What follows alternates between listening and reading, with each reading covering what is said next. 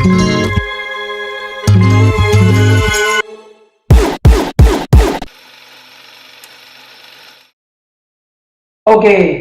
balik lagi bareng kita di podcast BNN.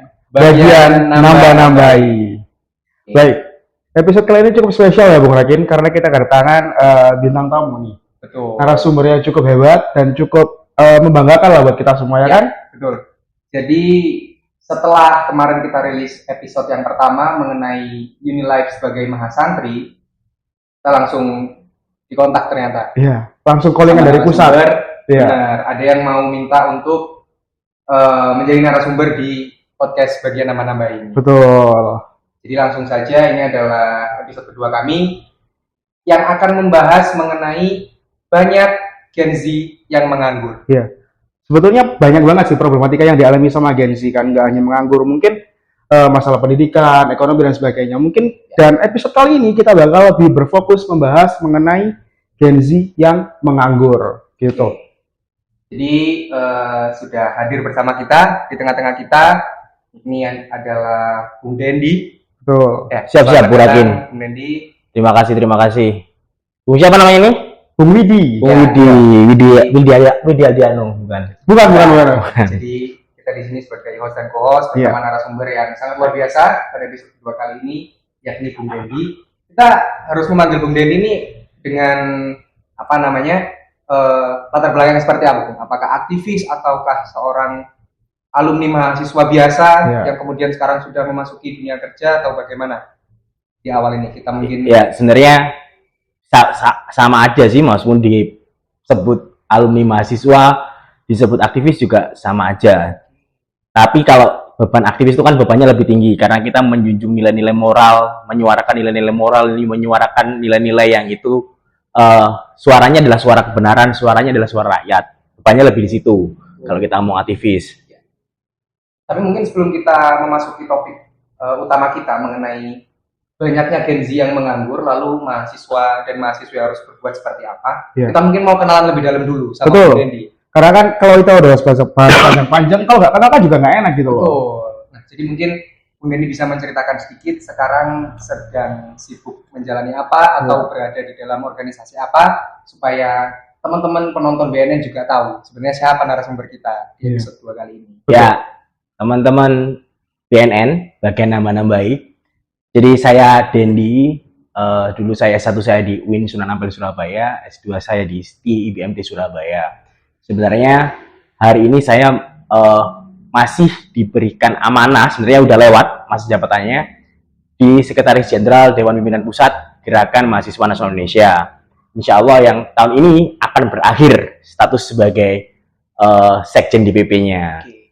Nah, hari ini saya beraktivitas selain juga di dunia aktivis, kita juga lagi menggeluti dunia bisnis, dunia usaha, karena bagi kami kalau kita kemudian, karena kebetulan saya fokusnya di politik, fokusnya ke depan akan di politik. Kalau kita kemudian tidak punya ruang lain untuk berkreasi, untuk mendapatkan pundi-pundi uang, betul. Takutnya di politik kita menjadi beban politik. Nah, bisa dikatakan bisa menjadi gelandangan politik. Oleh karena itu, saya memilih jalan bisnis untuk kemudian mencari pundi-pundi amal untuk pundi-pundi cuan pribadi. Karena kan emang politik kan bergerak begitu dinamis ya kan. Bisa berubah dengan sangat cepat dengan seiring berjalannya waktu. Jadi mungkin seorang Mas Dendi juga menyiapkan banyak rencana untuk hidupnya ke depan, tidak hanya berpaku pada dunia politik saja, dan beliau sekarang sudah menyiapkan di dunia bisnisnya juga. Ya, ada yang perlu diketahui, politik itu bukan niat mencari duit. Politik itu sebuah pengabdian, sebuah hal yang harus diperjuangkan. Jadi kalau kita menganggap politik itu pekerjaan, itu menurutku salah. Karena mindsetnya bukan mindset lagi untuk mencari duit di politik itu, tapi sifatnya mengabdi. Sehingga seharusnya seperti itu, dan memang selayaknya seperti itu. Buat teman-teman BNN yang sudah punya gambaran mau menjadi seorang politisi, jadi itu bukan tempat ladang cuan sebenarnya teman-teman. Karena jabatan politik sebagai pelayan rakyat, bukan lagi sebagai pejabat, tapi sebagai pelayan, gitu. Bung Dendi ini sekarang masih berada di Sekjen, Sekretaris Jenderal DPP MNI, alumni UIN Sunan Ampel juga. Karena kebetulan pelayar kita ini juga dari UIN Sultan Ampel. Oh, Sultan Ampel juga. Oh iya. Kita harus turut berbangga begitu kan. Bung Dendy sekarang berada di Dewan Pimpinan Pusat Gerakan Mahasiswa Nasional Indonesia, alumni UIN Sultan Ampel. Betul. FDK Bung Dendy ya, dakwah dan komunikasi. Beliau cukup antusias ketika ingin mengajukan diri sebagai narasumber. Makanya kita juga cukup terkejut awalnya ketika udah baru rilis podcast pertama nih, langsung di calling oleh L Pusat. Betul. Ya kan, untuk ayo segera bikin podcast nih. Enggak, karena begini teman-teman, menurutku aktivis mahasiswa itu harus kemudian beralih menjadi lebih kreatif. Mungkin demonstrasi terus kemudian ruang konsolidasi yang lain kemudian masih penting, tapi kemudian harus beralih ke ruang kreatif, di mana ruang kreatif itu bisa melalui podcast dan sebagainya. Oke. Jadi itu tadi pengantar yang cukup luar biasa. Karena mungkin kita akan masuk ke pembahasan mengenai Gen Z dan pengangguran itu sendiri atau diksi menganggur. Itu sebenarnya seperti apa, Bung Dendy? Gen Z itu siapa dan menganggur itu apa sih sebenarnya? Oke. Jadi teman-teman mungkin bisa searching di media online. Teman-teman juga Widi sama Rakin bisa cek bahwa beberapa waktu yang lalu sekitar sebulan 2 bulanan kalau nggak salah itu ada headline di media online bahwa ada 10 juta Gen Z yang tidak melanjutkan jenjang pendidikan lebih tinggi dan juga tidak bekerja. Artinya ada 10 juta Gen Z yang ini terancam, ya kan, entah terancam masa depannya atau mungkin terancam besok nggak bisa dapat kerja dan sebagainya. Itu mungkin menjadi suatu hal yang mengkhawatirkan. Sedangkan Indonesia mempunyai capaian 2045 menjadi Indonesia emas. Nah, kalau kita punya 10 juta Gen Z yang menjadi pewaris bangsa ke depan ini menganggur, lantas Indonesia emas ini apakah bisa terwujud atau tidak, kita nggak tahu. Ya kan? Teman-teman harus diketahui bahwa Gen Z ini mungkin generasi yang cukup unik, generasi harapan bangsa yang cukup unik. Mungkin berbeda dengan generasi saya lahir di tahun 92. Termasuk milenial mungkin ya. Milenial. Rakin 9 berapa? Saya 2004. Jadi Gen Z ini generasi yang cukup unik, teman-teman. Apalagi di tahun-tahun ini juga ada muncul istilah yang namanya mental health dan lain sebagainya. Semakin ramai banget tuh isunya ya kan. Nah, saya melihat bahwa mungkin setiap zaman tantangannya berbeda, setiap zaman polanya berbeda. Saya melihat mulai di era milenial, kami di usia umur 6 tahun sampai usia 10 tahun, 12 tahun, kami bergelut di kehidupan sosial di kampung. Misalkan main yang namanya sepak takraw, main pati lili, main benteng-bentengan, main sepak bola, yang itu kita tiap hari berkumpul dengan teman sebaya, bahkan lebih tua.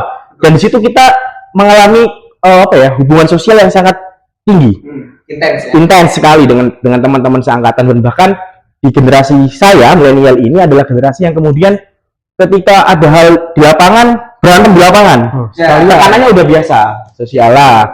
Di generasi Z, ya kan, teman-teman di umur 6 tahun 7 tahun, katakanlah angkatan 2000, umur 2000 tahun 2000-an lahirnya ya, 2000. Di 2006 HP udah muncul, handphone. Nah, jadi teman-teman Gen Z, aku nggak tahu nih, mungkin Rakin sama Widi bisa menanggapi ya kan.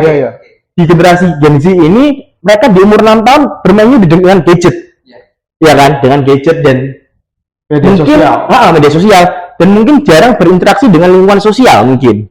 Ditambah lagi pada waktu kuliah kemarin, awal-awal masuk kuliah, teman-teman dihadapkan dengan COVID-19, ya kan, dan itu juga sangat mempengaruhi.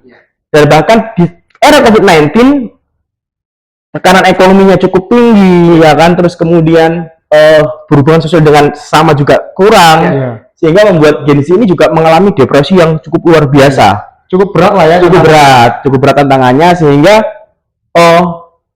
dan sekarang juga terkenal dengan ada istilah juga generasi sandwich. Pertanyaannya, apakah di era orang tua kita dulu tidak kemudian mengalami tekanan dari atas dari bawah, dari kanan dari semua sama, tapi mungkin kita mempunyai pengalaman yang berbeda. Generasi orang tua, generasi milenial zaman saya, karena kita terbiasa dengan konflik di kampung, konflik dalam artian konflik permainan ya, sepak bola, terus kemudian ada teknik berantem kan biasa. Ketika di dunia nyata, dunia kerja, dunia pasca SMA, kita menghadapi tekanan sosial udah biasa karena dari kecil udah dianya seperti itu. Tapi teman-teman di Gen Z karena jarang mungkin bersosialisasi sehingga ketika terjadi tekanan sosial di keluarga atau dia merasa tertekan. Nah, terus belum lagi hari ini lapangan pekerjaan juga minim, susah. Terus kemudian apa ya? Gen Z ini kan banyak dilihat generasi yang instan. Pengennya cepet. Dia pengen dapat cuan banyak tapi cuma rebahan. Ya bisa aja lah. Banyak media sosial yang menawarkan itu, misalkan lewat live streaming dan sebagainya, bisa aja. Tapi kemudian tantangannya apa saja? Nggak seolah-olah terus kemudian tiduran terus kemudian dia dapat kerjaan atau dapat cuan, kan nggak mungkin seperti itu. Nah, ini kemudian harus diimbangi soft skill yang memadai bagi Gen Z yang kemudian ingin instan gitu. Pembukaan yang cukup panjang ya tentang Gen Z. Berarti artinya teman-teman yang sekarang mungkin sedang menyaksikan episode kedua ini dan sedang berada di bangku kuliah, teman-teman ini sebenarnya juga bagian dari Gen Z, ya kan? Karena menurut media dan beberapa penelitian itu Gen Z ini yang lahir dari 97 ya. Iya, di era 2000-an lah. Ya, lebih tepatnya mungkin 98 hingga 2014. Nah, jadi sebenarnya kita ini juga bagian dari Gen Z. Iya. Lalu yang kedua mengenai pengangguran sendiri itu sebenarnya apa sih, Bung Denny? Menurut Bung Denny ya. Soalnya kan kalau yang saya tahu Bung Denny kan lebih sering ke Jakarta ya. Nah di Jakarta tuh kan kehidupannya juga sangat luar biasa hektik, hiruk pikuk. Nah sebenarnya konsep dari pengangguran sendiri ini apa? Ini seperti itu. Pengangguran itu kan orang yang nggak ngapa-ngapain ya. Orang yang dia nggak bekerja, terus kemudian cuma tidur-tiduran, nggak ada kegiatan, jobless lah bahasa kasar itu jobless. Nah cuman yang dikhawatirkan oleh mungkin para elit bangsa ini dan para sesepuh bangsa ini hari ini ketika generasinya ini kemudian tidak melakukan aktivitas yang positif, katakanlah ini kemudian bisa mempengaruhi Indonesia Emas 2045 yang menjadi harapan Indonesia menjadi negara maju. Nah, di tengah tantangan seperti ini kemudian Gen Z ini tidak boleh kemudian menjadi objek salah-salah, nggak bisa. Artinya harus ada kemauan dari Gen Z untuk melatih soft skill di tengah hari ini kan mau yang namanya bonus demografi ya. Kalau kita nggak punya skill dan sebagainya, kita hanya menjadi penonton di negeri sendiri.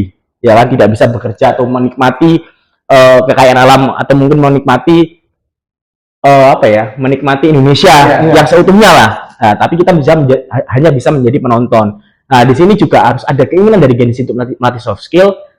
Negara atau pemerintah juga harus mewadahi itu semua sehingga ada matching di situ. Nah, ketika orang-orang yang mempunyai keinginan tapi nggak ada fasilitas itu juga pengaruh, akhirnya menjadi percuma punya keinginan tapi nggak ada bantuan dari negara atau mungkin dari lingkungan, kan akhirnya kan dia ya sudah nganggur aja gitu kan.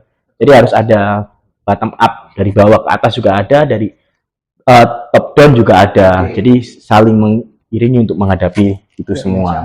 Jadi jangan sampai bonus demografi yang udah kita dapat nih malah jadi bencana demografi dengan meningkatnya angka pengangguran yang semakin tinggi gitu loh. Karena kan sebetulnya dengan penduduk yang cukup banyak ini kan angka produktif juga kan. Sebetulnya ini juga jadi salah satu peluang kita untuk mengembangkan SDM kita agar lebih naik kelas gitu loh. Tapi ketika SDM-nya ini nggak bisa dilatih atau tidak mau dilatih dan tidak mau naik kelas, ya sudah, mau berbuat apa? Jadi bonus demografi ini akan beralih menjadi bencana demografi. Jadi ya akan menumpuk pengangguran dan nggak akan ada peningkatan pendapatan buat negara juga gitu. Nggak akan ada perbaikan ekonomi lah intinya di situ. Mungkin ada ya, kalau kita bicara peningkatan ekonomi mungkin ada. Cuman kemudian bagaimana kita kembali pada topik kita, mempertajam bahwa sebenarnya apa yang bisa dilakukan oleh Gen Z sebagai tonggak penerus bangsa lah kalau kita bicara tentang peran pemuda ya. Bagaimana kemudian menjadi golden era.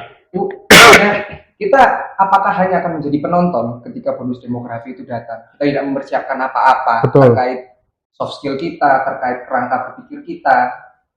Nah, lalu kemudian menurut Bung Denny, apa sih sebenarnya yang harus dilakukan oleh Gen Z dalam menghadapi bonus demografi, dalam menghadapi dunia kerja, menyambut Indonesia 2045 dan lain sebagainya? Karena secara tidak langsung sebenarnya masalah yang kita hadapi cukup kompleks. Ditambah lagi istilah-istilah yang dibangun untuk ditujukan kepada kita, seperti contohnya ya tadi Skills generation, mental health, anxiety, itu segala seakan-akan macam. dibumingkan untuk melemahkan, Iya. iya, melemahkan jiwa-jiwa spirit kita sebagai Gen Z. Nah, mungkin menurut Bung Dendi yang mungkin apa istilahnya, eksis lebih dulu sebelum Gen Z, itu bagaimana sih sebenarnya, apa ya? Mungkin kan kita harus mau nggak mau kita harus menarik ke belakang, Iya, betul. ya kan? Iya. Jadi begini, ini sebelum kita mulai mundur, tak coba maju dulu ya. Oke. Jadi begini teman-teman, kebanyakan nggak hanya Gen Z ya, generasi milenial juga, generasi X juga, terus generasi Z itu milenial, sama X itu zaman orang tua kita. Ya, Nah itu mungkin juga punya tantangan yang sama bahwa dia harus kemudian memikirkan pasca dia menempuh sekolah harus mendapatkan kerja. Dia menempuh pendidikan lebih tinggi harus kemudian bisa dapat bekerja apa. Itu memang tantangan klasik dari zaman ke zaman lah. Betul. Karena orang hidup butuh makan, ya kan? Untuk bisa makan harus bekerja. Kalau nggak bekerja nggak bisa makan, kalau nggak bisa makan mati. Nah, kalau kata Bung Karno itulah undang-undangnya hidup kan itu kan. Cuman harus kita ingat bahwa berdirinya bangsa ini ada tokoh-tokoh besar, ada Bung Karno, Hatta, Sarir, Termalaka, Cut Nyak Dien, dan para pendiri bangsa semua lah. Itu semua, mereka semua berbondong-bondong untuk bagaimana memperjuangkan bangsa ini. Bung Karno sekolah tinggi-tinggi di ITB, terus Bung Hatta sampai ke luar negeri, dan teman-temannya itu semua kemudian berlomba-lomba bagaimana Indonesia merdeka, meskipun mereka kemudian pendidikannya di luar negeri, ada yang di Indonesia. Jadi menempuh pendidikan tinggi tujuannya tidak hanya kemudian untuk bisa bekerja apa, tapi kemudian tujuannya adalah untuk bagaimana Indonesia merdeka pada waktu itu. Nah, hari ini kalau kita semua berpikiran kita besok kerja apa, kita besok dapat apa, kita besok bisa makan apa, ketika kita menjadi S1, menjadi S2, bahkan lulus SMA, pertanyaannya, kalau kemudian para pendiri bangsa kita waktu itu seperti itu juga, berpikir besok kerja apa dan makan apa, pragmatis, mungkin nggak Indonesia merdeka? Ya akan susah, karena akan membawa kepentingan perut masing-masing gitu. Kita flashback ke situ, artinya perjuangan bangsa ini, para pendiri bangsa yang dulunya juga mungkin Gen Z pada zamannya ya kan, atau milenial pada zamannya, mereka semua punya tantangan yang sama, tujuan yang sama, tapi mereka juga memikirkan bangsa Indonesia, karena yang bisa diwarisi salah satunya untuk penerus anak cucu kita adalah bangsa, adalah suatu negara. Nah, kalau kita harus sebagai pewaris negara, terus kemudian hanya memikirkan diri sendiri, tidak ada lompatan maju ke depan untuk bagaimana mempertahankan dan menjaga bangsa Indonesia, ya kita akan menjadi negara yang istilahnya mengkhianati perjuangan para pendiri bangsa. Betul. Secara tidak langsung seperti itu. Lah, bagaimana caranya agar kita tidak kemudian menjadi penonton?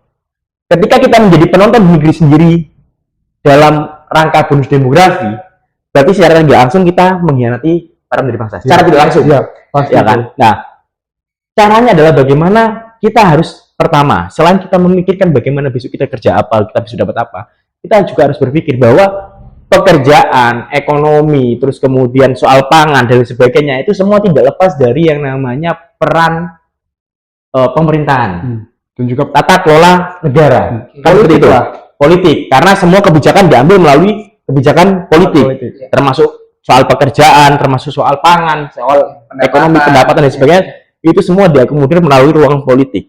Setidaknya ketika kita ketika nganggur kita mencoba melatih soft skill dengan dorongan dari kemauan diri sendiri, terus kemauan dari pemerintah, ya kan, untuk saling mengklopkan ini, kita juga harus peka terhadap kemudian bagaimana bangsa Indonesia ini harus tetap bertahan merdeka dan bahkan lebih baik.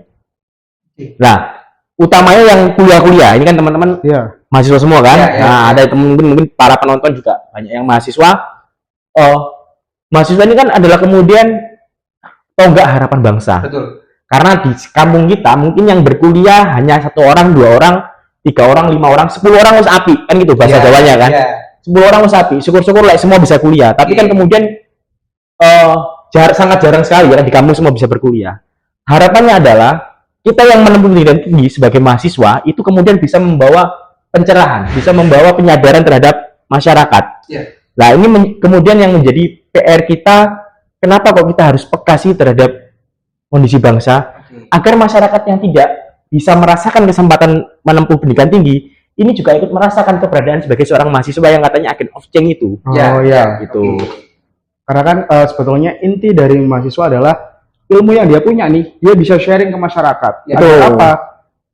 Ilmu yang dia punya, yang dia dapat dari bangku perkuliahan ini bisa jadi ilmu yang bermanfaat. Caranya bermanfaat adalah dibagikan ke masyarakat gitu loh. Itu sebagai salah satu pengabdian mahasiswa. Kan itu kan termasuk di Tridharma. Ini juga, kan? Sebelum kita nyambung ya, saya tanya, Tridharma perguruan tinggi itu apa aja? Yang pertama, satu, apa? Pengajaran. Pendidikan. Terus. Lalu yang kedua ada penelitian. Terus. Lalu yang ketiga pengabdian masyarakat. Pendidikan kita lakukan di bangku perkuliahan setiap hari. Penelitian, setiap tugas mata kuliah, insya Allah pasti ada yang namanya penelitian. Entah penelitian melalui media atau apa, itu kan ada penelitian ya.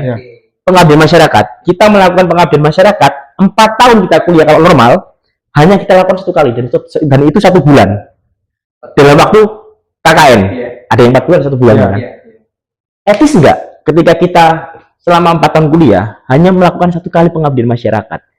Padahal pengabdian masyarakat yang dimaksud tuh, asumsi saya ya, bisa salah bisa benar, asumsi saya itu tidak hanya kemudian formalitas ketika KKN, tapi ketika kita menyandang sebagai seorang mahasiswa, itulah kemudian pengabdian masyarakat Tridharma perguruan tinggi kita amalkan sampai nanti selesai kuliah atau bahkan pasca kuliah kita juga tetap mengabdikan diri sebagai abdi masyarakat.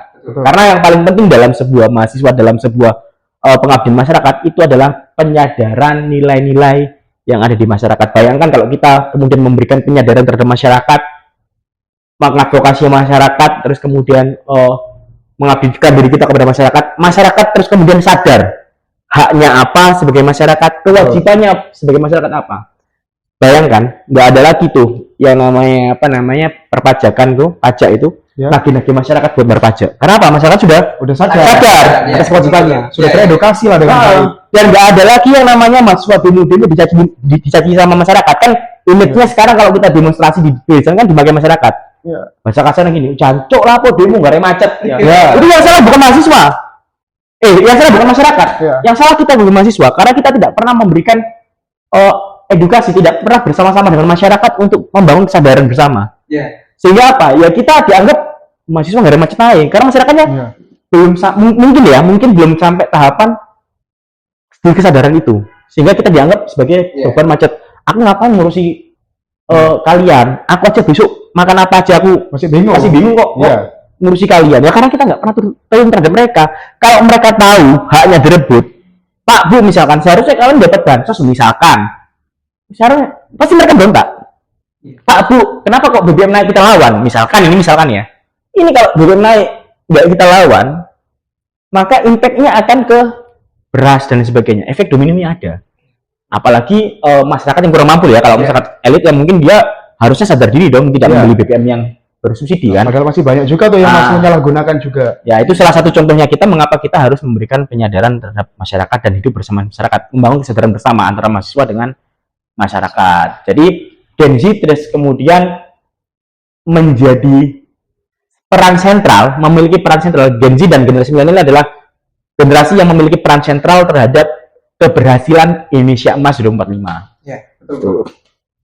Artinya menjadi peran sentral itu bukan kemudian kita meng-create atau kita berusaha untuk menciptakan dunia asli kita sendiri kan. Ya, betul. Kita bisa mengembalikan itu semua kepada masyarakat. Jadi kita mulai masuk nih. Ketika Bung Dendi berada di UINSA, sebagai Gen Z mungkin ya pada waktu itu, apa yang Bung Dendi geluti ketika berada di UINSA sehingga sekarang bisa menempati posisinya seperti sekarang lah. Artinya kita bukan bicara tentang jadi apa Bung Dendi sekarang, tapi bagaimana prosesnya untuk sampai ke sana. Karena kan pasti orang pilihan begitu kan. Pasti. Bukan sembarangan gitu. Mungkin Bung Dendi bisa sedikit sharing pada teman-teman. Ya. Mungkin kalau dunia kampus saya mungkin seperti pada umumnya teman-teman dunia kampus ya. Kuliah yang ngerjakan tugas, terus kemudian ada ma'had nggak? Masih namanya intensif bahasa Inggris sama bahasa Arab pagi. Masih ada, Itu saya tetap ya sama kayak pada mahasiswa pada umumnya ya kan. Cuman saya mengikuti organisasi mahasiswa ekstra kampus, GMNI ya kan. Mungkin teman-teman, saya pun nggak nyangka sampai hari ini saya mungkin berada di posisi nomor 2 di Indonesia untuk di GMNI-nya ya kan. Nggak nyangka tunggu ya kan. Nggak nyangka juga karena saya itu dulu mungkin saya bukan orang yang pintar. Saya bukan orang yang pintar. Saya bukan orang yang pandai dalam membaca buku. Ya. Saya bukan orang yang pandai untuk mengisi diskusi, dan saya bukan orang yang pandai untuk berorasi, bahkan pandai dalam akademik mungkin juga enggak gitu.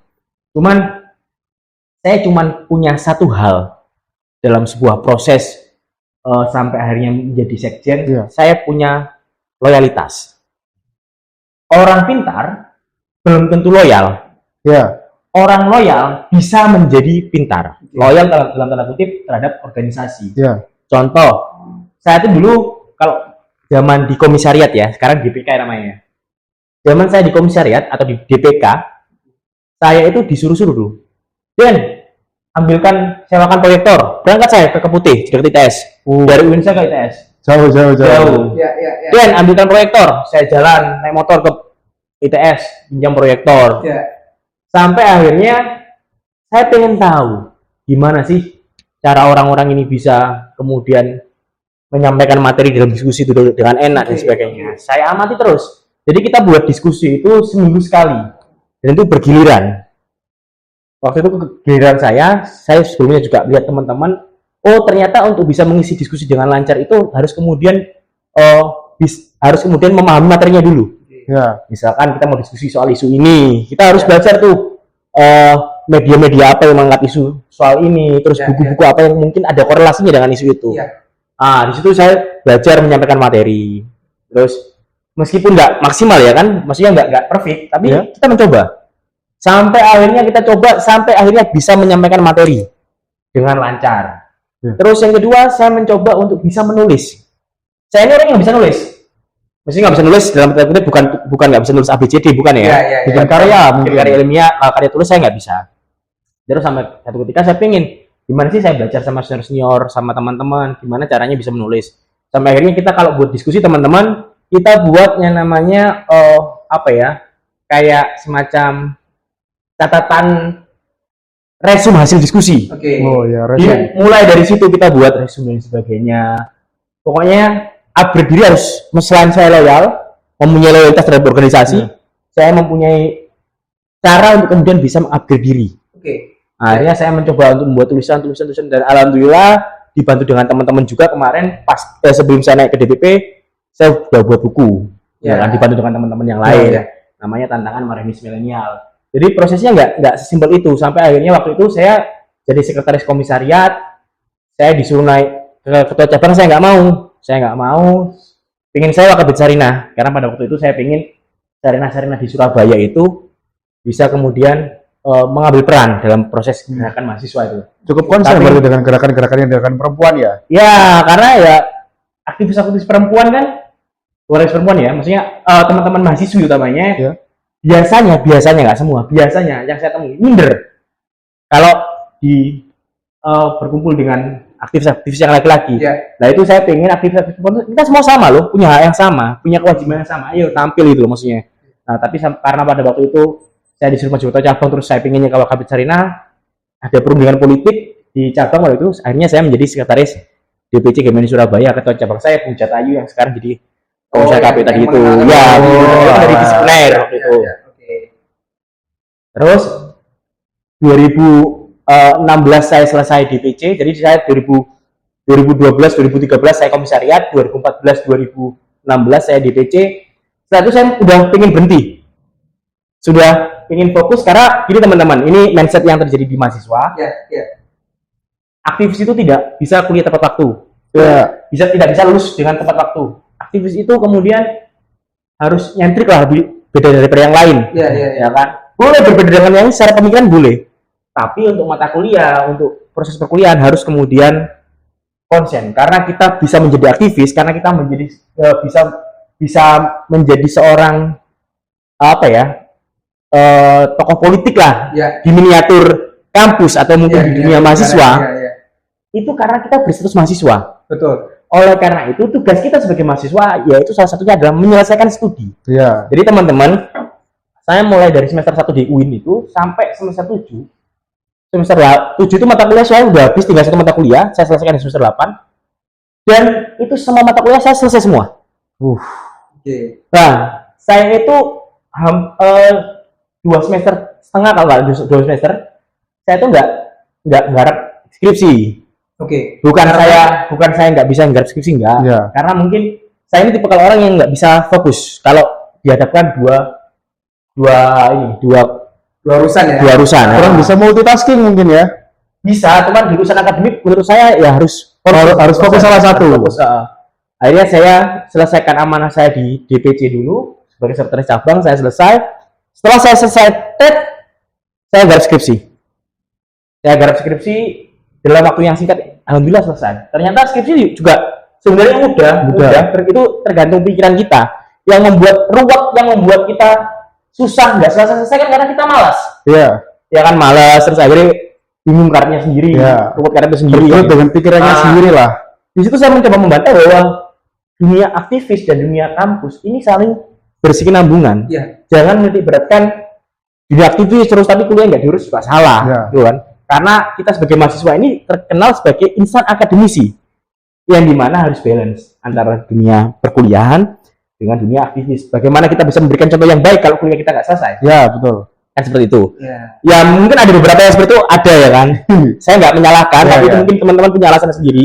Teman-teman mahasiswa atau aktivis-aktivis yang seperti itu, mungkin zamannya berbeda atau mungkin latar belakang yang berbeda, saya kurang tahu ya kan. Tapi kalau saya punya prinsip bahwa dunia kampus, dunia pendidikan harus balance dengan dunia aktivis kita di luar kampus. Sehingga nah akhirnya selesai saya kuliah, saya ingin fokus kerja pada waktu itu, ada lagi urusan ya kan. Saya coba dikomunikasikan sama cabang-cabang untuk jadi ketua DPD Gemini Jawa Timur. Nah, saya berpikir aku karena saya bukan beban ya, saya tulang punggung keluarga.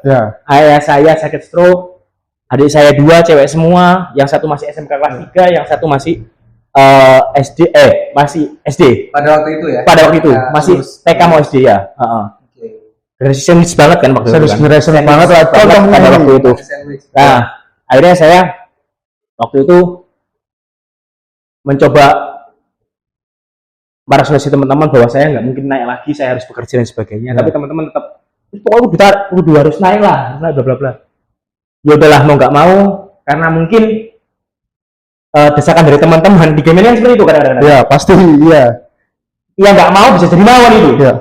Akhirnya saya maju ke DPD dengan beberapa tanggung jawab saya di keluarga juga. Saya membuktikan bahwa tanggung jawab saya di keluarga juga harus jalan, tanggung jawab saya di organisasi juga harus jalan. Akhirnya saya sambil ngurusi organisasi, saya pada waktu itu jualan nasi babat di dekat Wisma Marina Surabaya. Terus saya juga buka warung kopi. Saya sempat jadi sales di BFI Finance, bukan sales ya. Ya sales cuman namanya surveyor. Jadi kalau ada orang beli mobil, ya kan, saya survei itulah. Jadi saya lakukan itu untuk kemudian bisa menafkahi keluarga dan ngurusi organisasi. Itu kan dua hal yang harus kemudian menjadi tanggung jawab. Kita tidak bisa mengabaikan tanggung jawab saya sebagai seorang anak pertama di keluarga yang mungkin ayah saya sakit. Di sisi saya memegang amanah sebagai ketua DPD Gemini Jawa Timur. Semua saya jalani sampai akhirnya selesai DPD. Saya selesai DPD, saya nikah, terus kemudian saya udah nggak mau lah masuk dalam, bukan masuk, melanjutkan ke DPP ya kan, karena saya merasa ya udah cukup pengabdian saya. Cuman karena ada beberapa pertimbangan teman-teman DPD juga, ada senior-senior yang menyarankan, terus ada senior yang meminta, ada teman-teman yang cabang atau mungkin beberapa seangkatan yang meminta. Akhirnya sebenarnya saya nggak gila jabatan, teman-teman, ini perlu digarisbawahi. Jadi jabatan kalau dikejar itu bisa jadi nggak dapat gitu loh. Makin susah lah buat dapat. Yang membuat saya akhirnya mau apa sih? Saya mulai dari nggak bisa ngomong, maksudnya nggak bisa berpidato. Saya waktu kedua DPD kan saya berpidato di depannya Gubernur Jawa Timur pada waktu itu, kebetulan alumni Gemini juga, Pak Dekarwo. Saya berpidato di Pak Dekarwo itu kan hal yang sangat luar biasa. Nggak pernah saya impikan ketika waktu saya masih kecil. Tapi kemudian di dunia mahasiswa saya berpidato di depannya gubernur. Dan saya punya banyak pengalaman dari organisasi, punya banyak kenalan dari organisasi, punya banyak hal yang tidak pernah saya bayangkan, maksudnya pengalaman-pengalaman yang nggak pernah saya bayangkan, semua didapat di organisasi. Akhirnya, kenapa kok saya akhirnya mau maju sebagai, pada waktu itu saya maju ketua umum DPP GMNI ya. Karena, ya udahlah saya maju asal atas dasar pertama dari dorongan teman-teman, terus masukan senior-senior.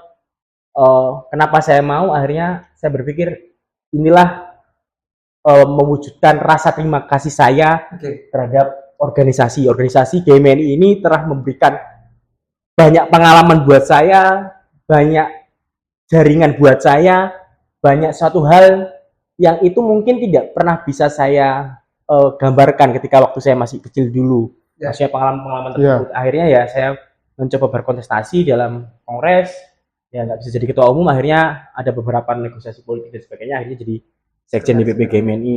Jadi semua itu nggak pernah saya plan dan nggak pernah saya bayangkan. Jadi let it flow aja, mengalir aja. Jadi nggak pernah.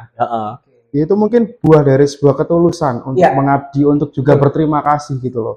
Tadi kan juga disampaikan bahwa jabatan ketika semakin dikejar akan semakin susah buat didapetin. Justru kalau kita bersifat untuk ya sudahlah legowo saja dan menerima amanah, justru itu mungkin akan jadi rezeki kita ke depannya gitu loh. Dan mungkin yang saya highlight dari apa yang disampaikan oleh Bung Dendi tadi adalah ketika waktu zaman di komisariat pertama Bung Dendi ya, yang tadi Bung Dendi mengatakan bahwa saya ini hanya sekedar disuruh-suruh saja sebenarnya. Nah, hal ini yang saya rasa di era sekarang ini kebanyakan Gen Z, terutama yang mereka berada dalam organisasi, itu mereject atau menolak hal tersebut Bung Dendi. Nah, hal itu juga diperkuat secara tidak langsung oleh istilah-istilah yang mereka nyam. Seperti contohnya ada yang namanya harus mempertahankan work-life balance. Work-life balance, lalu kemudian menyelamatkan mental health mereka. Sehingga hal-hal yang bersifat order atau instruksi bagi mereka itu seakan-akan saya ini ikut organisasi itu mau mencari merasa diperbudak gitu jadinya. Saya menjadi hanya seorang pesuruh yang disuruh ini. Nah, itulah yang kemudian harus seperti apa kita menghadapi hal seperti itu. Mungkin teman-teman ini ya yang tahu kondisi hari ini ya, maksudnya itu kan generasi teman-teman yang mungkin lebih paham bagaimana kondisinya. Cuman saya menggarisbawahi bahwa hidup ini tidak akan mungkin bisa sempurna tanpa suatu hal yang menempa kita. Contoh, seorang pandai besi membuat pedang, membuat pisau, itu kan melalui tempaan-tempaan. Dari besi yang utuh, dibakar, terus kemudian ditempa sama palu, dibentuk kan, dipipihkan sampai akhirnya jadi pedang yang tajam. Nah, sama halnya dengan kehidupan. Kalau kita kemudian tidak melewati proses, bukan berarti masuk organisasi terus kemudian disuruh-suruh aja, enggak.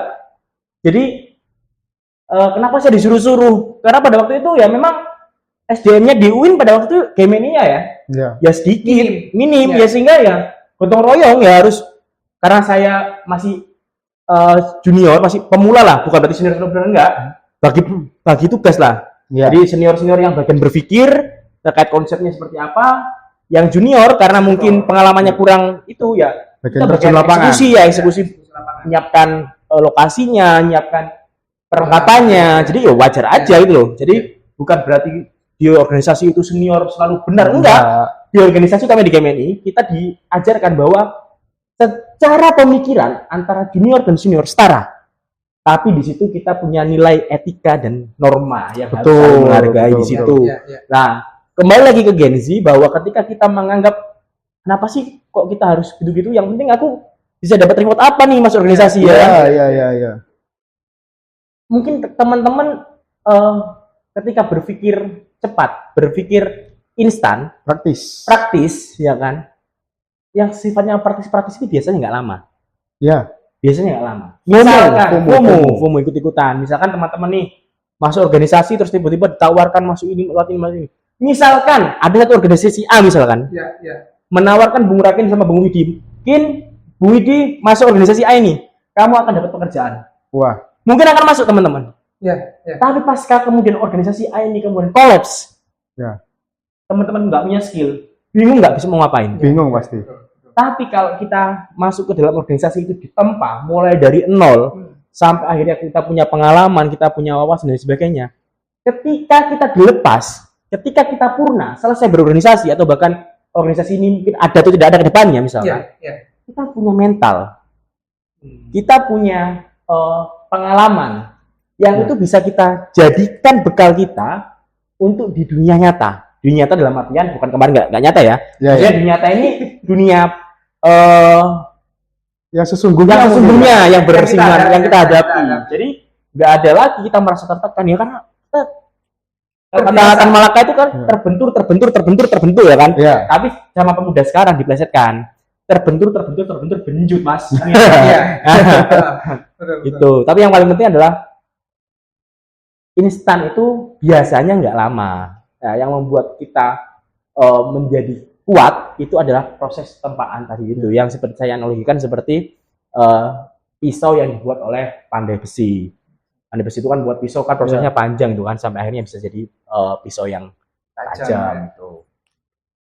Cukup menarik ya. Berarti untuk teman-teman yang mungkin sedang menonton dan sedang mencari jawaban atas apakah sebenarnya organisasi itu bisa untuk menempa diri saya, untuk menyiapkan diri saya. Dan kalau saya asumsikan ya Bung Widi, Bung Dendi, ya seharusnya bisa.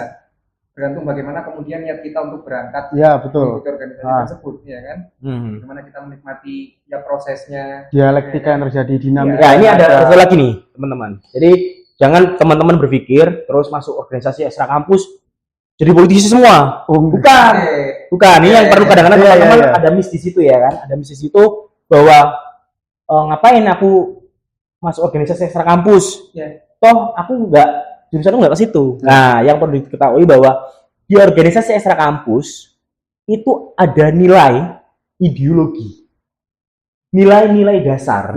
Sehingga kita sebagai manusia yang pintar, katakanlah kalau misalkan saya jurusan kimia misalkan, saya pandai betul dalam pendidikan mata kuliah kimia misalkan.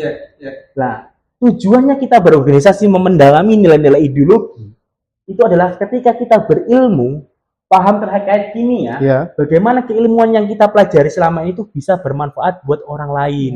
Bagaimana bisa teknologi atau pengetahuan yang kita dapatkan di dunia kampus, di jurusan atau di fakultas atau di mata kuliah itu bisa ada manfaatnya untuk orang lain yang membutuhkan.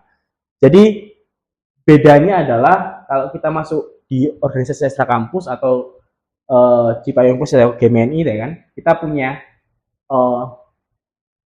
dasar-dasar ideologi kita, kenapa kok kita kemudian harus bergerak untuk orang lain. Dan teman-teman sekali lagi yang sudah jadi aktivis atau mungkin yang akan menjadi aktivis yang masuk dunia mahasiswa ekstra kampus, teman-teman bisa kemudian fokus di mata kuliah masing-masing. Jangan berpikir pokoknya kalau jadi aktivis jadi politisi. Jangan. Ya yang passion jadi politisi silakan jadi politisi, tapi yang nggak konsen silakan konsen ke masing-masing keilmuannya. Karena keilmuan yang teman-teman pelajari, yang teman-teman dalami itu juga akan bermanfaat untuk orang lain. Bagaimana kalau kita punya keilmuan, tapi keilmuan itu tidak kemudian diabdikan untuk orang lain, hanya untuk kepentingan diri sendiri mendapatkan rezeki. Ya apa gunanya kita sebagai insan akademis? Yang namanya mahasiswa kan agent of change, agent of control. Jadi beban kita sebagai mahasiswa tidak terselesaikan kalau kita menempuh pendidikan tinggi hanya untuk diri sendiri. Nah, tujuannya ada ideologi adalah untuk bisa bermanfaat. Itu. Menarik sebenarnya. Sangat. Jadi kan disampaikan juga bahwa apapun disiplin ilmunya adalah yang penting bisa berguna bagi masyarakat. Nah, kita di game ini kan juga belajar mengenai bergotong royong. Nah, bagaimana kita bisa bergotong royong untuk menyumbangkan ilmu yang kita punya agar apa? Bisa bermanfaat di masyarakat secara luas. Entah dari disiplin ilmu manapun itu, dari bidang apapun itu ya. Kalau kita ulas kembali ya Bung Dendi ya. Maksudnya kan sekarang di game Indonesia juga ada yang dari Fakultas Psikologi dan Kesehatan. Kalau kita pikir-pikir secara mentah atau secara luaran saja, untuk apa mahasiswa psikologi dan kesehatan mengikuti organisasi gerakan? Kan begitu. Padahal ternyata jauh dari lebih pada itu, kita juga menyiapkan bagaimana kemudian mahasiswa dari Fakultas Psikologi dan Kesehatan ini bisa bermanfaat terhadap masyarakat melalui ideologi yang kita punya. Mungkin seperti itu kalau kita menyederhanakan apa yang disampaikan oleh Bung Dendi. Ya, teman-teman kan tahu kan, Dr. Cipto Mangunkusumo, Ya. tokoh-tokoh itu kan juga dokter-dokter, Ya. ya kan. Jadi lahirnya bangsa ini juga tidak terlepas dari yang menurut kita nggak nyambung antara jurusan kuliahnya dengan kebangsaan kan nggak nyambung kan. Ya. Mungkin kalau orang luar menilainya seperti itu, tapi sebenarnya nyambung-nyambung aja. Jadi kenapa sih kok kemudian yang jurusan kesehatan, psikologi, kedokteran, ya agar apa? Agar ketika besok dia menekuni profesinya, dia berprofesi itu tidak kemudian hanya untuk memperkaya diri sendiri. Misalkan nih saya ke jurusan kedokteran, misalkan saya jurusan kedokteran, kenapa kok saya harus bergame ini misalkan? Karena apa? Ketika jadi dokter, bahwa saya jadi dokter ini tujuannya adalah untuk mensehatkan orang-orang yang belum sehat, orang-orang miskin yang tidak punya duit, tapi dia ingin sehat, bagaimana caranya? Itulah tugas seorang dokter yang memahami nilai-nilai ideologi. Jadi jadi dokter itu bukan untuk memperkaya diri sendiri, karena kadang-kadang di masyarakat kan, nak le kon jadi dokter aja, ben opo, ben iso sugih. Nah, itu mindset yang mungkin kurang benar kan itu kan, kurang benar, sehingga ketika misalkan ada yang dari kedokteran terus kemudian masuk ke organisasi ekstra kampus, ya kalau bisa jadi dokter yang bisa memberikan manfaat, utamanya orang-orang miskin yang nggak bisa berobat bisa dibantu seperti itu. Kita mungkin akan sedikit membahas mengenai wajah organisasi sekarang ya. Karena kan semenjak saya jadi mahasiswa, saya di kampus, itu sangat banyak sekali statement-statement yang mengatakan bahwasanya untuk apa kita mengikuti organisasi, ya baik internal maupun eksternal. Kalau internal mungkin ada BEM, kalau eksternal ya kita ini dan organisasi lainnya. Untuk apa kita kemudian mengikuti organisasi? Hanya buang-buang waktu. Mending saya sepenuhnya memfokuskan diri saya untuk kuliah. Karena kan tadi Bu Dendi juga mengatakan bahwasanya ya kita berangkat ke kampus sebagai mahasiswa untuk lulus, untuk menyelesaikan studi. Lalu untuk apa sebenarnya tujuan kita mengikuti organisasi? Sekarang saya tarik kembali lagi ya kan ke belakang, kayak seperti yang saya tadi sampaikan, bahwa begini, kita masuk organisasi itu kan tujuannya untuk mengabdikan diri kita, baik itu kepada bangsa dan negara ataupun minimal lingkungan sekitar. Kalau teman-teman bermindset buat apa sih masuk organisasi, tapi kemudian dia punya peran untuk tetangganya dia, untuk orang-orang yang membutuhkan, untuk orang-orang yang seharusnya diperjuangkan, misalkan dia seharusnya bisa masuk rumah sakit dengan gratis tapi ditarik bayar, padahal dia orang nggak mampu, it's okay, nggak masalah. Jadi kamu sebagai mahasiswa, meskipun kamu nggak masuk organisasi ekstra kampus, tapi kamu ada manfaatnya buat orang lain yang membutuhkan, it's okay, nggak masalah. Tapi kemudian ketika kamu menjadi seorang mahasiswa, tapi nggak ada dampaknya untuk orang lain yang membutuhkan, nggak ada dampaknya untuk masyarakat. Saya tarik ke belakang, ketika Soekarno, Hatta, Sarir, dan kawan-kawannya tadi itu, termasuk Yung Selebes, Yung Aceh, dan para pendiri bangsa, Dr. Cipto Mangunkusumo dan sebagainya, kuliah tinggi-tinggi pada waktu itu hanya untuk besok bekerja dapat duit berapa dan besok bisa bekerja apa. Nggak mungkin Indonesia merdeka, iya kan? Kalau kita kembali ke sekarang, kalau kita hanya sebatas menjadi mahasiswa yang hanya konsen ke dunia pendidikan saja tanpa adanya kebermanfaatan ilmu kita buat orang lain, rasa-rasanya kita adalah sebagai generasi muda yang mungkin bisa dikatakan atau mungkin menjadi pengkhianat para pendiri bangsa. Mungkin loh ya. Mungkin bisa benar bisa salah, itu tergantung perspektifnya masing-masing. Tapi kalau saya memandang bahwa ya kita sebagai mahasiswa ya harus kontrol, sehingga kita bisa membantu orang-orang di sekitar kita. Silahkan nggak masuk organisasi ekstra kampus, monggo. Tapi ya harus ada impact-nya dong kalian sebagai mahasiswa itu untuk masyarakat. Gitu.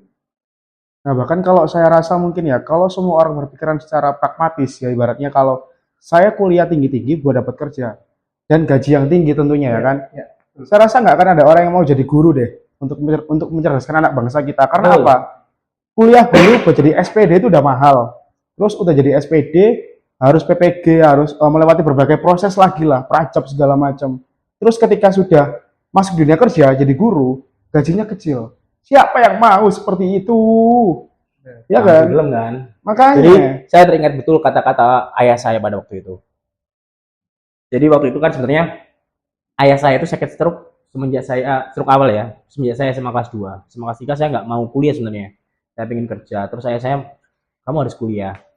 Terus saya bilang gini, Mas, kamu tak kuliahkan tujuannya bukan besok kerja apa. Kamu tak kuliahkan biar besok bisa bermanfaat buat orang lain. Soal rezeki urusan Tuhan.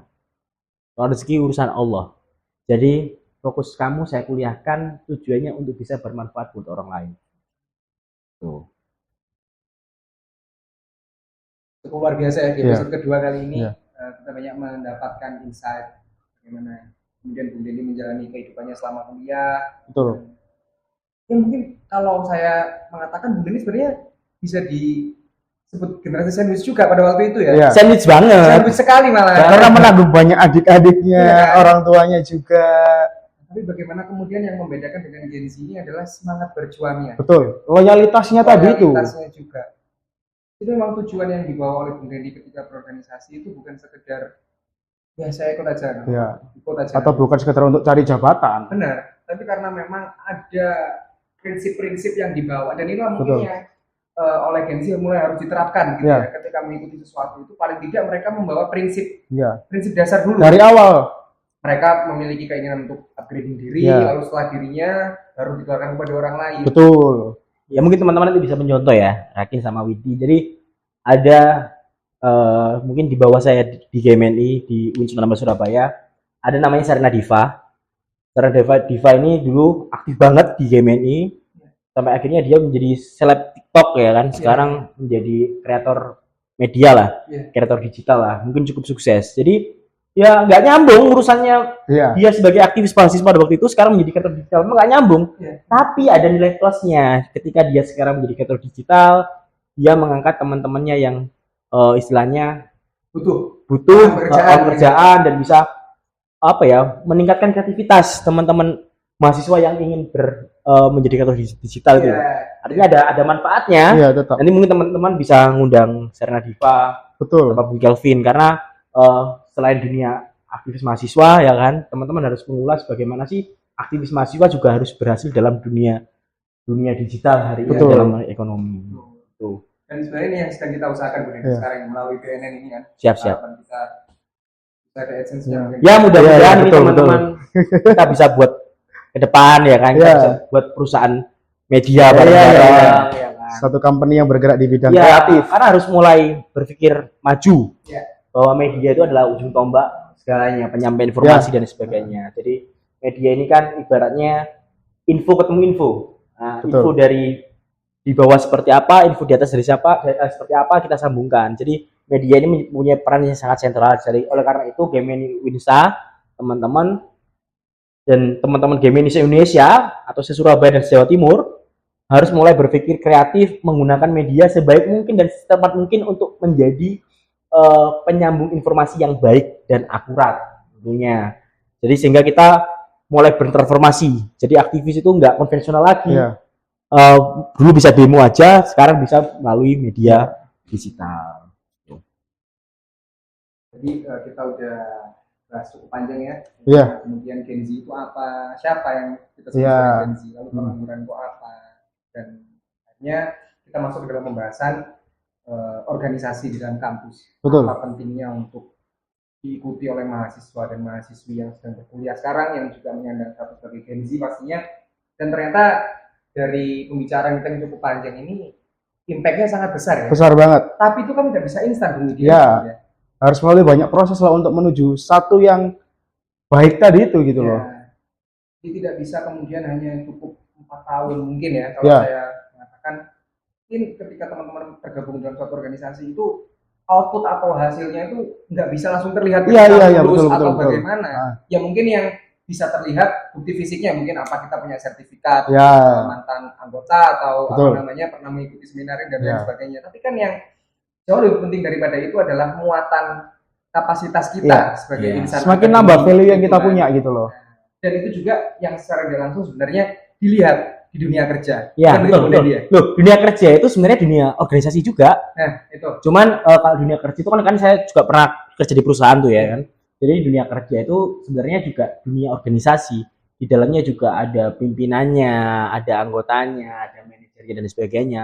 Itu semua organisasi. Mungkin teman-teman kalau di dunia kampus ada namanya mata kuliah soal organisasi. Kalau di jurusan saya ada namanya komunikasi organisasi. Kebetulan saya S2 saya juga manajemen SDM. Jadi perusahaan itu sebenarnya adalah cerminan organisasi pada waktu kita di kampus. Jadi kalau kita nggak pernah punya pengalaman berorganisasi terus kemudian masuk dunia kerja juga pasti akan kaget mungkin ya kaget. Tapi kalau udah terbiasa ya kita akan enjoy aja ya, menikmati dinamika yang terjadi. Benar.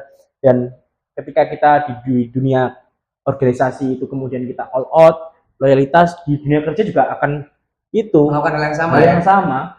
Jangan dikira di dunia kerja itu nggak ada hal politis, ada juga hal politis. Ya kan, misalkan rebut-rebutan jabatan apa, pingin jadi HRD, pingin jadi manajer, jilat menjilat, juga ada, cuman mungkin ruangnya berbeda. Dan ya mungkin itulah yang bisa nantinya menjadi bekal mungkin begitu ya. Benar. Karena kita juga di podcast yang kedua ini, episode kedua ini kita membahas tentang sedikit mengulik tentang dunia kerja, persiapan kita seperti apa, dan mungkin organisasi bisa memberikan wadahnya untuk menempa kita selama di bangku perkuliahan untuk kemudian setelah lulus menghadapi dunia kerja. Ya kalau kita kemudian terus-menerus dihantui dengan ketakutan, kita dihantui dengan kesembuhan dan kesehatan mental health kita, ya gimana maksudnya nanti kalau kita dibentak sedikit sama atasan kita langsung ngambek, nggak masuk kerja, langsung posting di media sosial, dicariin sama atasannya, betul, ternyata malah dibiarin, suruh keluar, malah suruh resign, dipecat malah. Nah ini kan artinya menunjukkan value kita sebagai kader suatu organisasi, terutama mungkin kalau Bung Dendi dan kita yang ada di sini adalah kader GMNI Winsa, dan kita memang mendapatkan tempaan yang seperti itu di sini. Untuk kemudian bagaimana menyambut dunia kerja, lalu menyiapkan diri kita untuk menghadapi bonus demografi dan lain sebagainya. Ya di sini kita sedang berproses, gitu kan. Jadi mungkin untuk teman-teman yang sedang menonton, cari, gitu kan. Iya, betul.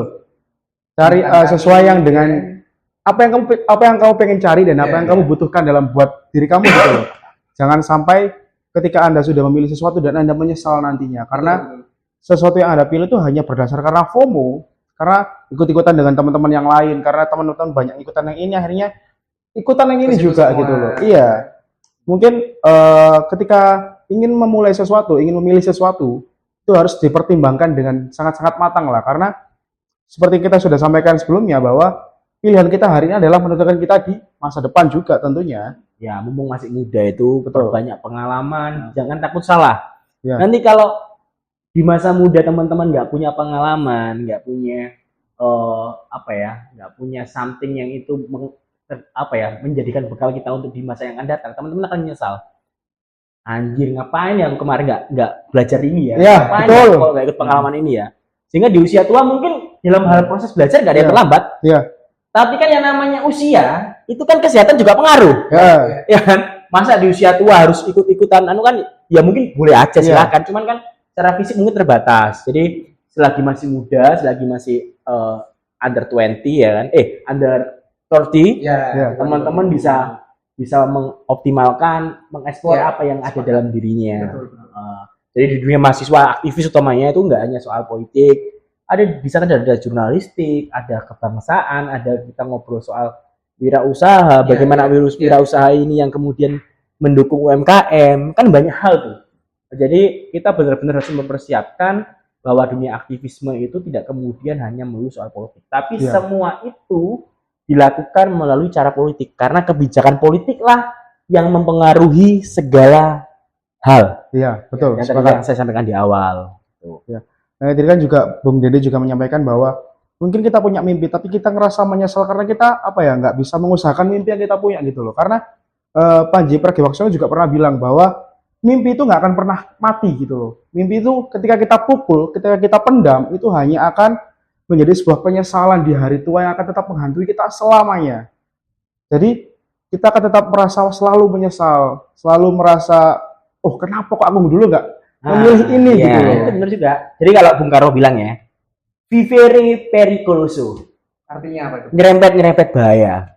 Kalau kata siapa ya, Tan Malaka atau siapa lupa saya, hidup yang tidak dipertaruhkan tidak akan pernah dimenangkan. Betul. Jadi kita harus kemudian berani mencoba. Gimana kita bisa berhasil kalau kita tidak pernah mencoba? Vivere pericoloso itu nyerempet bahaya. Nyerempet berbahaya artinya kita harus kemudian mengusahakan dan memaksimalkan apa yang ingin kita capai. Entah hasilnya berhasil atau gagal, itu nanti. Yang penting kita berani dulu. Yang dipunya anak muda ini kan selain kecerdasan selain loyalitas apa? Keberanian. Ya. Lek kon nggak pinter, sing penting wani. Lek kon nggak wani tapi sing pinter sih lumayan. Salah wis gak pinter, wis gak wani, ya turu wae nang omah, Iya. kan. Selesai hidupnya Lek udah. wis oke, ya carane yo ojo melok-melok generasi saiki. Kan saiki marak, sekarang kan marak. Hari ini marak, mungkin teman-teman marak judi slot dan sebagainya. Oh, iya. Ini salah satu hal yang mungkin membuat Indonesia cemas. Iya, menuju Indonesia cemas Iya. 2045. Jadi karena slot dan sebagainya ini merusak, mungkin ya merusak generasi ya. Betul. Kan? Jadi itu pengen kaya dan bisa. Nah, Ya. oleh karena itu kita harus kemudian kembali mengupgrade diri kita, terus kemudian memperbanyak relasi, terus harus berani very fokus tadi yang saya bilang, perjuangkan apa yang ingin kamu capai sehingga kita bisa mendapatkan hasil yang maksimal. Kalau toh pun kita tidak bisa mendapatkan hasil yang maksimal, minimal kita pernah mencoba dan mengetahui kesalahan kita di mana. Kalau kata Bung Karno, bermimpilah setinggi langit, ketika kamu jatuh, kamu akan jatuh di antara bintang-bintang. Itu. Ya, makanya kan mumpung kita masih muda, kita bikin stok gagalnya di masa muda kita sekarang. Ya, betul. Tapi stok kalian tidak sampai tua masih gagal terus. Ya padahal tetap mencoba. Betul. Tetap harus. Iya, artinya enggak semua tuh nggak ada yang sia-sia. Iya. Semua tuh nggak ada yang sia-sia. Saya pun juga terus mempunyai bisnis pun ya nggak langsung sukses. Jatuh bangun ya wajar. Mental kita yang menjawab itu mental kita. Artinya kegagalan itu bukan suatu hal yang menyedihkan kok. Kegagalan itu adalah sebuah pelajaran yang membuat mental kita semakin kuat. Ya. Oke, jadi pembicaraan cukup panjang dan mungkin bisa kita tarik kesimpulan bahwa apa yang terjadi pada Gen Z per hari ini itu memang datang dari berbagai faktor, mungkin begitu ya, mungkin artinya ada faktor-faktor yang membuat mereka merasa bahwa diri mereka ini adalah sosok yang spesial dan luar biasa sehingga mereka tidak mau untuk mencoba hal yang baru. Mereka merasa cukup dengan apa yang mereka miliki. Mereka tidak mau menyentuh hal-hal yang bersifat berbahaya tadi ya. Artinya tidak mau untuk Zona nyaman. Ya, mereka terlalu terkurung dalam zona nyaman yang mereka ciptakan sendiri. Padahal kenyamanan itu adalah hal yang paling semu gitu loh. Ya. Justru nyaman adalah jebakan untuk kita terluka semakin dalam kadang-kala. Tuh. Buat kita kegagalan yang semakin menyakitkan. Terus nyaman-nyaman ini tinggal rapi ya. Lah, itu juga Jadi, bisa. seakan-akan mereka menolak Iya. datangnya semangat-semangat yang berusaha untuk menjemput mereka untuk kemudian sadar bahwasanya kamu ini Gen Z, kamu ini mahasiswa, harusnya seperti ini itu seakan-akan mereka menolak dan mereka berlindung di balik tameng mental health. Iya. Saya ini generasi sandwich, jadi saya nggak perlu lah untuk menyusahkan diri saya gitu, bergabung dalam organisasi dan lain sebagainya. Padahal di balik itu ternyata organisasi ini mampu untuk memberikan berbagai manfaat ya. Mungkin dari sisi networking, dari sisi soft skill, terutama mental itu sendiri. Jadi mungkin istilah mental health itu lebih ideal jika kita alihkan kepada mental yang sehat atau mental yang kuat mungkin ya, strong mentality gitu loh. Jadi bukan hanya sekedar sehat. Ya, intinya gini, ketika kita semua nih, termasuk kami yang nonton jadi Gen Z, itu jadi harus Gen Z yang tangguh. Karena selama ini kan Gen Z itu dicap sebagai mental tempe yang lemah segala macam. Jadi kita harus prove it atau ngebuktiin bahwa Gen Z itu nggak lemah. Gen Z itu generasi yang juga tangguh, yang juga dihimpit oleh desakan politik yang juga amburadul, terus juga desakan ekonomi keluarga yang mungkin sedang carut marut, apalagi dengan datangnya COVID yang kemarin. Jadi aku harap kita semua sebagai Gen Z ini harus bisa jadi generasi yang tangguh, tidak minyi-minyi gitu loh, dan menikmati setiap proses yang ada dalam hidup kita gitu loh. Agar apa? Setiap proses itu akan jadi makna dan membawa kita pada sebuah keberhasilan yang akan kita nikmati pada saat yang tepat nantinya gitu. Murakin. Oke, jadi mungkin dari Bu Fendi ingin disampaikan terakhir kepada kawan-kawan yang sedang menonton mungkin nggak terlalu panjang lebar karena teman-teman tadi sudah saya jelaskan bagaimana saya ini kurang terhimpit apa coba dari keluarga sampai saya ngurus organisasi tapi bisa balance semua itu kan soal tanggung jawab. Tanggung jawab itu bisa diemban karena dari mental, ya kan? Teman-teman yang hari ini mungkin Gen Z atau mungkin generasi milenial yang merasa menjadi generasi sandwich, jangan pernah khawatir bahwa kita masih punya kesempatan untuk kemudian membuktikan bahwa menjadi generasi sandwich itu bukan beban loh. Generasi sandwich itu merupakan suatu tantangan, challenge, ya kan? Mungkin challenge dari Tuhan ya kan? Betul. Kita bisa membuktikan bahwa kita bisa, dan untuk bisa membuktikan bahwa generasi sandwich ini ada generasi yang kemudian generasi pilihan untuk bisa menyelesaikan amanah dari Tuhan untuk keluarga, bangsa dan negara, ya kita harus memperkuat mental kita. Melalui apa? Salah satunya organisasi, dan saya telah membuktikan bahwa di organisasi inilah yang kemudian membuat mental saya tumbuh baik, membuat mental saya menjadi mental petarung, mental fighter ya kan. Sehingga tidak ada salahnya ketika teman-teman mencoba bergabung dalam dunia organisasi, karena sudah terbukti di luar organisasi banyak dinamika, banyak pengalaman, banyak jaringan yang bisa diambil dan dipelajari, dimanfaatkan untuk tujuan yang baik, sehingga teman-teman ketika masuk organisasi dan keluar menjadi alumni organisasi itu bisa menjadi pribadi yang lebih baik dan mampu menunjukkan dan menyelesaikan challenge dari Tuhan menjadi sandwich tadi itu. Menjadi anti organisasi bukan suatu hal yang menjanjikan juga, kan? Jangan sampai teman-teman menjadi anti organisasi tapi teman-teman malah dimanfaatkan oleh orang lain. Jadi kendaraan orang lain. Jadi hanya sebatas menjadi dimanfaatkan. Balutannya anti ormek tapi punya kepentingan lain di situ, ya kan? Kalau kita jelas, kepentingan kita punya kepentingan. Organisasi kita punya kepentingan. Kepentingannya apa? Mencapai nilai-nilai ideologi. Kalau di game ini mencapai sosialisme Indonesia. Sosialisme Indonesia itu seperti apa? Bagaimana kita memanusiakan manusia. Nah, ini teman-teman. Jadi kalau teman-teman masuk organisasi, paling tidak teman-teman punya dasar-dasar ideologi yang harus diperjuangkan dan punya mental yang untuk kita buat siap bertarung di dunia luar. Jadi temukan gerakan mahasiswa Indonesia di kampus kalian, utamanya di UIN Sunan Ampel Surabaya.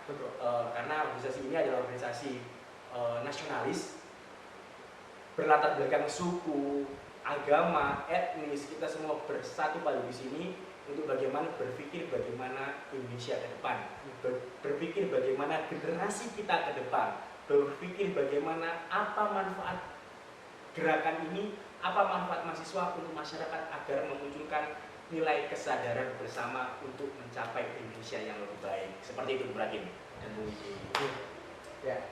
Cukup berkesan banget ya, kalau saya cukup membuka semangat kita sebagai Gen Z juga agar selalu punya semangat untuk berjuang, sebagai punya mental fighternya tadi itu. Dan memang harusnya teman-teman yang menonton episode kedua kali ini harus tergugah, memang harus wajib banget. Karena kita sudah mengangkat judul jawaban eksklusif. Iya. Kan, jadi bukan sembarangan jawaban ya kan. Betul. Eksklusif. Premium ya.